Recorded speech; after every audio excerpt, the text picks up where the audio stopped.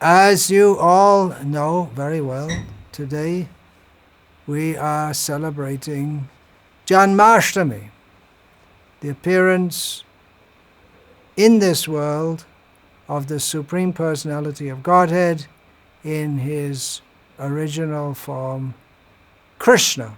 So it's Krishna's birthday. And today is also your birthday. Happy birthday. Means your spiritual birthday. This is spiritual birth. It's also my birth because 46 years ago, it's my birthday, 46 years ago, I was formally initiated by His Divine Grace, Srila Prabhupada. Birth means, it's not a physical birth, but the birth is given, that idea is given of initiation as birth, in which the spiritual master is the father and the Vedic knowledge is the mother, and the result, or the child, is the disciple. Which means that both things have to be there. Spiritual master and the Vedic knowledge for there to be initiation. Simply to accept initiation as a formality without wanting to learn or follow is not actual initiation. So one should learn the Vedic knowledge from the spiritual master. Vedic knowledge is all encapsulated in Srimad Bhagavatam Nigamakalpataro Galitam Phalam, which is the ripened fruit of the tree of Vedic knowledge. So one has to learn this, and one has to act according to that also.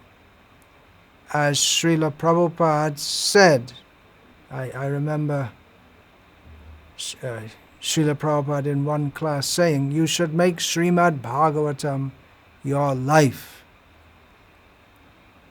Srimad Bhagavatam, of course, means the 18,000 Bhagavat Purana. For us especially, it means the edition given by Srila Prabhupada. But Bhagavatam, being Krishna, is not limited to the pages of a book. Just like we have the 18,000 verses of Bhagavatam, and that is expanded with commentaries by so many acharyas. And we go on talking daily on the topics of Srimad Bhagavatam. So make Srimad Bhagavatam our life. What does that mean? Does it mean that we sit down and read Srimad Bhagavatam and we don't do anything else? No, we take the instructions and we apply them in our life. But we also need a guru to tell us how to apply that in our life and to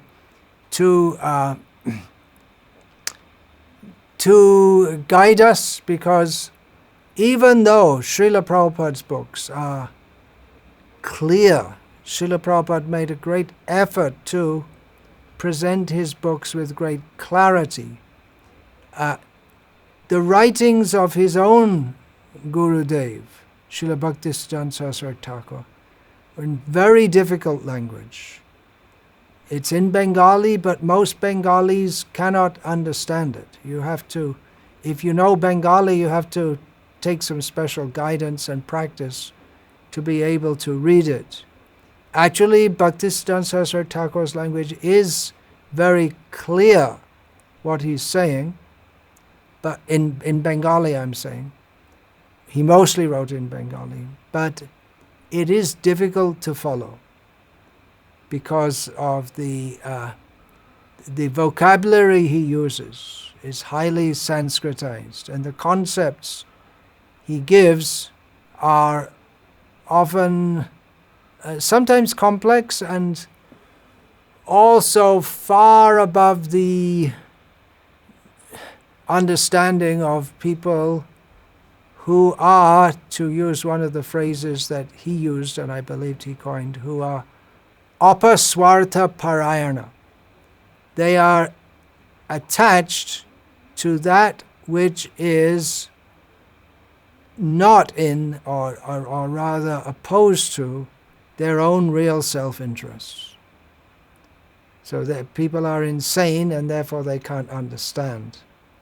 Even if they can understand the words, and even if they can understand what the words or the sentences mean, but they often can't understand what he says because they have an innate, actually it's not innate, it's superficial, but it seems like it's real, a tendency to envy Krishna. So Srila Prabhupada's writing style was, you could say, just as Bhaktisiddhanta Saraswati Thakur, or I'm saying, Bhaktisiddhanta Saraswati Thakur's writing style was almost, it seems, deliberately difficult, although it was an innate characteristic of his personality, but it might seem that it's deliberately difficult. Srila Prabhupada's style was deliberately easy, not that he watered down the philosophy in any way whatsoever, but he presented it in language that was easy to understand, in English, which is another amazing achievement. How these concepts, which, if it's in Bengali, then or Hindi or Telugu, it's close to Sanskrit. In all these languages, you can write or speak in such a way that everything you say or write is in Sanskrit except the grammatical construct, the grammar, the things that hold the nouns and the verbs and the adverbs and the adjectives together. That is different. Otherwise, the high level of the language is all Sanskrit. But Srila Prabhupada had to present in English, which is a very different language and not developed on the basis of spiritual culture, with a whole different set of concepts. So Srila Prabhupada's books are undoubtedly inspired by Krishna. They are as good as the Vedas. They're on the same level, or even better, in the sense that for Kali Yuga, Srimad Bhagavatam, well, it is Veda, but rather than Rig, Yajur, Sama, Atharva Vedas, if we can study Srimad Bhagavatam, that will benefit us more, because we are all Sri Shudra Dvija Bandhu Nam Trayina Veda Gocharaha. We are not qualified. We're all on the level of women, Shudras, and even those, some of these candidates for initiation here, they are from, at least I can see the name, Triparti. Supposed to be Brahmins by birth, but Dvija Bandhu, not actually living as Brahmins until coming to the shelter of Srila Prabhupada's family. There may be some others also. But those names clearly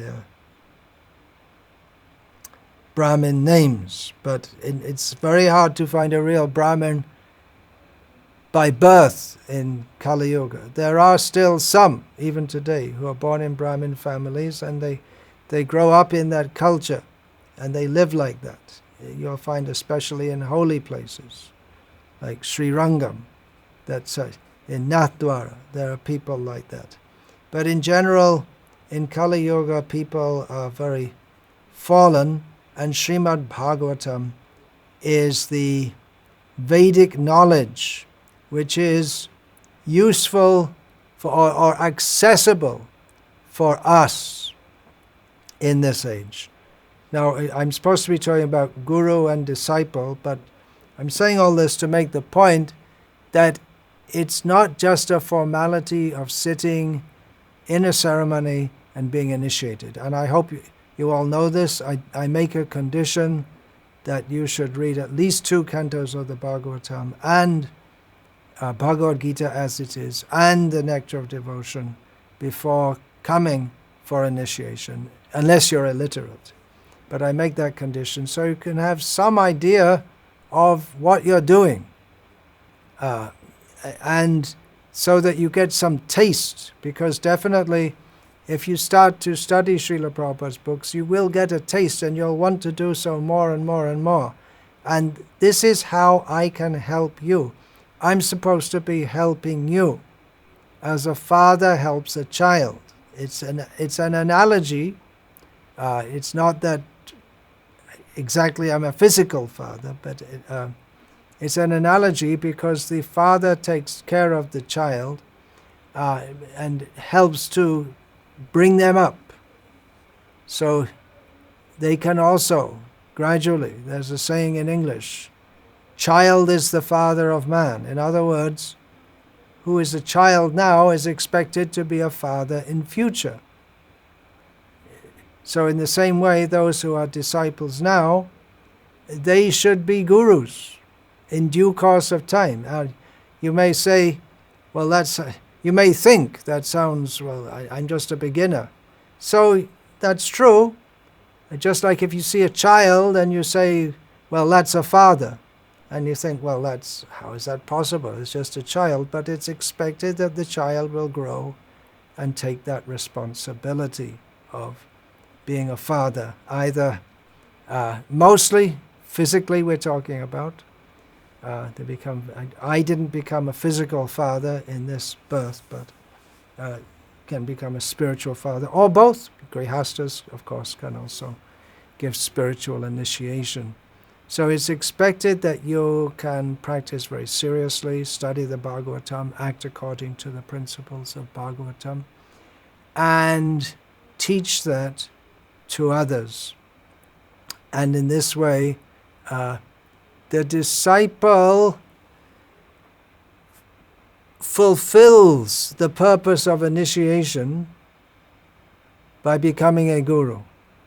Not out of a sense of false prestige, but if one can actually be a guru according to Chaitanya Mahaprabhu's order, Chunadapi sunichena charoriva sahishnana amanina amanadena kirtaniya sada harihi.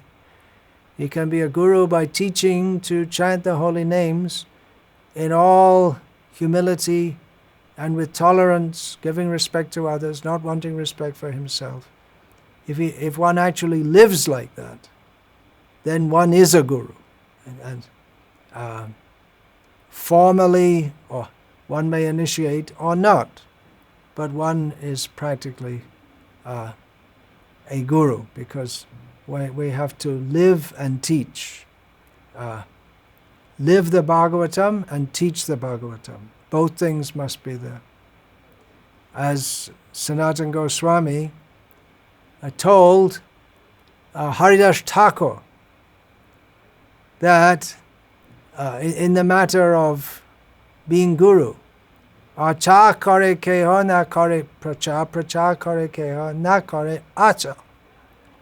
Acha pracha name karaho dui karj, tumi sarva guru, tumi jagate arj. Sanatana Goswami said to Haridas Thakur, Sanatana Goswami himself is the guru of the whole, he is Jagat Guru, under the guidance and shelter of Chaitanya Mahaprabhu, who is certainly Jagat Guru. So Sanatana Goswami said to Haridas Thakur that some people, they practice Krishna consciousness very well, they follow all the rules very well, everything, but they don't preach. And some preach, but they're not properly fixed in following all the rules. But Sanatana said to Haridas Thakur that you do both in relation to the holy name, and therefore you are the guru of everyone. and you are the best person in the whole universe. Now, Haridas Thakur, there's no record of him initiating anyone. There's no record of him being initiated by anyone either. But we don't have any record of him initiating anyone. But he is the guru of the whole world, Jagat Guru. By his instructions, and his life is his instruction. So, taking initiation, it means to become a disciple. It's a preparation process. Another example that Srila Prabhupada gave is that of being admitted into a school or college. One is admitted, but that doesn't mean that just by being admitted, just like you may be admitted to a prestigious university like Oxford or Cambridge or Harvard, but simply being admitted doesn't mean that one is already qualified as a graduate. One has to go through the course and pass the exam. Then one can be called a graduate. And in certain topics, just like in medicine, you can pass the exam, but you have to do it. There's also a practical exam, not just theoretical knowledge. And then there's internship. And then one can practice as a doctor. So in the same way, it's not that simply by getting initiated that one is perfect. One has to, it's an admission to a course of learning, studying Bhagavatam, living according to certain directions, and that has to be seen in one's practical life also.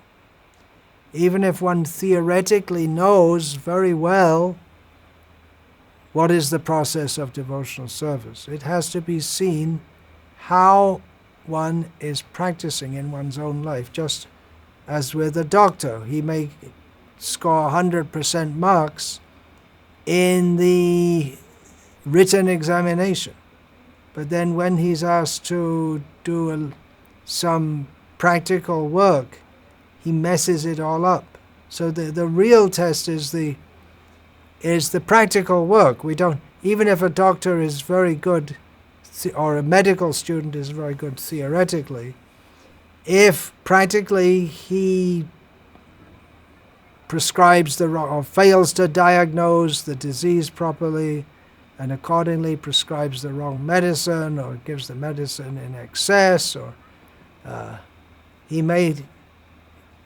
although maybe to himself and maybe to others also, he seems to be very qualified as a doctor, he's actually causing more harm than good due to his not really understanding what's going on, what he's supposed to be doing. So how do we understand? We're studying the Shastra. Yasya deve para bhakti yata deve tata guru tasyaite katita hyarta prakashante mahatmanaha. Only unto those great souls who have great devotion for the Supreme Personality of Godhead and the Guru, only to such great souls are all the imports of Vedic literature revealed. And if one understands the imports of all the Vedic literature, then certainly one will surrender to Krishna and engage in his service. So this is what this is meant for, this initiation. It's your spiritual birth.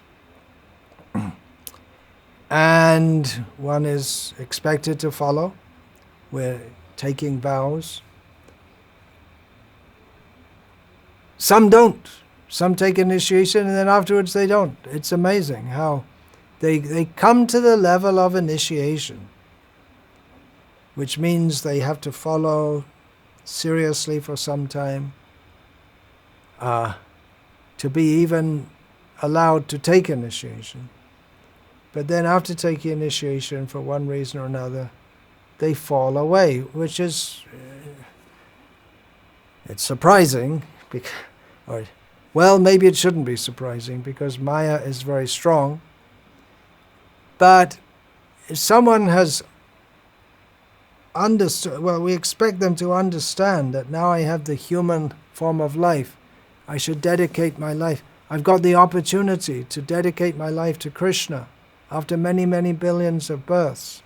Why should I do anything else but take this very seriously? So it's surprising that people go away also, which is another reason why I ask my disciples to read the books, to practice carefully, to follow all the rules that Srila Prabhupada gave us, including not eating food cooked by non-devotees, and that might seem to be fanatical, although when I joined the movement, when Srila Prabhupada was here, that was standard for all initiated devotees. Because this kind of thing is eating food cooked by non-devotees. It's the kind of thing which is going to go against your development in Krishna consciousness. So when one takes initiation, another definition is given by Chaitanya Mahaprabhu. Dikha kale bhakta kare ata shamarpan. At the time of initiation, the devotee surrenders himself in the service of Guru and Krishna. So what is that surrender? That we have to understand from Shastra. We can understand that is anukulyasya sankalpa pratikulyasya varjanam rakshishati vishvaso goptritve varanang tata atma nikshepa karpanye shardavida sharanagati. There are 6 aspects to this surrender, of which the first is to only do those activities which are beneficial for our advancement in Krishna consciousness, to forswear those activities which are detrimental to our advancement in Krishna consciousness, to accept that Krishna is our maintainer, Krishna is our protector, to throw ourselves at Krishna, and always to be very humble. So these rules are given. Only take prasad. Don't think that you can buy some bread in the store, say some mantras, and that's prasad. We have to offer to Krishna what he likes on his terms and conditions. So we have to surrender, Taking initiation means to live life on the terms and conditions given by the spiritual master, which are the terms and conditions given by the Supreme Personality of Godhead himself for our benefit. So please take it very seriously. Don't mess your life up. Now you have this great opportunity. So take it very seriously. Go forward in Krishna consciousness by the simple method, very pure method. Simple and pure, we can become purified very simply and very easily. It might seem difficult to us, but actually it's very easy, the process, considering we don't have to perform severe austerities. Of course, on Janmashtami today, we're all fasting up until midnight, so that might seem like a severe austerity. But it's only once a year. And it's not like the rishis of former years that used to do very severe austerities. It's not that we have to become a greatly learned scholar, no such thing. Simply we have to give our heart and our love to Krishna, which is practical also. It's not just by words, but see how we serve Krishna and how we follow all the required practices. So I'm very happy to accept all of you today who are going to take initiation. on behalf of His Divine Grace Srila Prabhupada, who is acting on behalf of his gurus. It's all a big chain, parampara, going up to the lotus feet of Krishna. So we hold on to the lotus feet of our guru. We know he's holding on to the lotus feet of his guru. And ultimately, the chain goes all the way up to Krishna, and the mercy comes down.